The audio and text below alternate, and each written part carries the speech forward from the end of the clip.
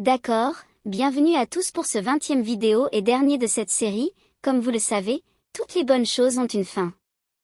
Aujourd'hui, nous avons un exemple dans l'euro-dollar. Les graphiques sont déjà configurés sur le graphique de 5 minutes, et vous connaissez la routine. Mettez la vidéo en pause et examinez cet exemple pour voir ce que vous observez.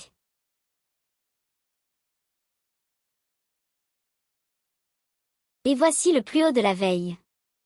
Je ferai défiler en arrière après avoir couvert cette partie, mais entre 8h30 du matin, heure de New York, et 11h, chaque jour, heure de New York, nous avons une hausse du marché au-dessus du plus haut de la veille, et il redescend jusqu'au niveau de 17,5.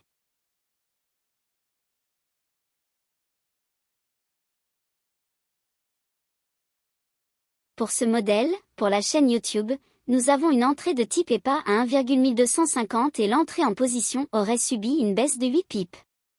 Utilisez votre stop loss de 30 pips au niveau du plus haut précédent.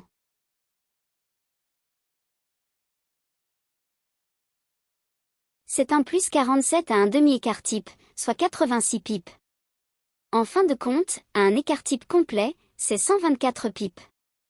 Une journée vraiment agréable, une journée assez facile, en fait. On n'en a pas tous les jours de la semaine, mais quand elles arrivent, c'est vraiment très amusant.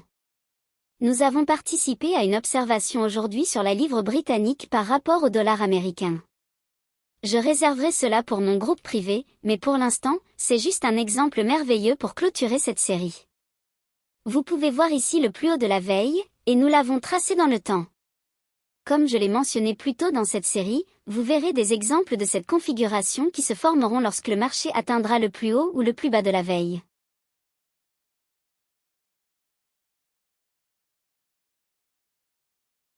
Et ne pensez pas que c'est la fin du mouvement.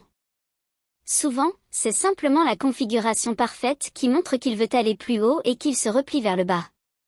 Cela déroute beaucoup de traders particuliers qui pensent que le marché est en train de s'inverser ou de former une sorte de formation de sommet. Je me souviens, dans les années 90, quand j'ai commencé, je pensais que tout le monde choisissait des sommets et des creux, et j'ai rapidement découvert que je ne pouvais pas le faire personnellement à l'époque. Apprendre comment ces marchés fonctionnent, initialement avec les matières premières, ce marché n'est pas différent du marché d'échange à bien des égards, mais le marché d'échange a beaucoup plus de nuances subtiles qui lui sont spécifiques, tout comme le marché obligataire a des nuances subtiles qui lui sont très uniques, et je suis sûr que si j'étais un trader de crypto, ce que je ne suis pas, je pourrais probablement donner une liste de nuances spécifiques à cela.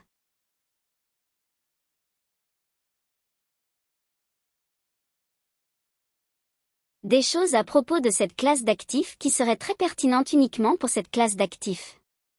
Donc, lorsque nous passons en revue tous ces exemples, je vous encourage à les examiner plusieurs fois.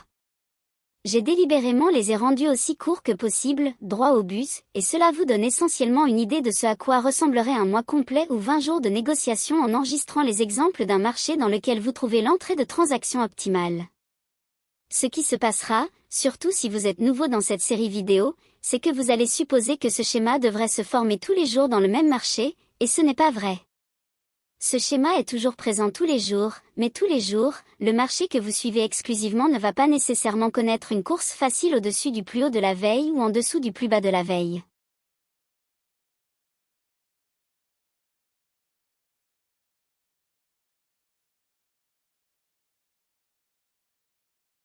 Vous devez travailler cela, construire une liste de surveillance, et vous pouvez apprendre à le faire dans mes vidéos gratuites sur YouTube et dans d'autres séries.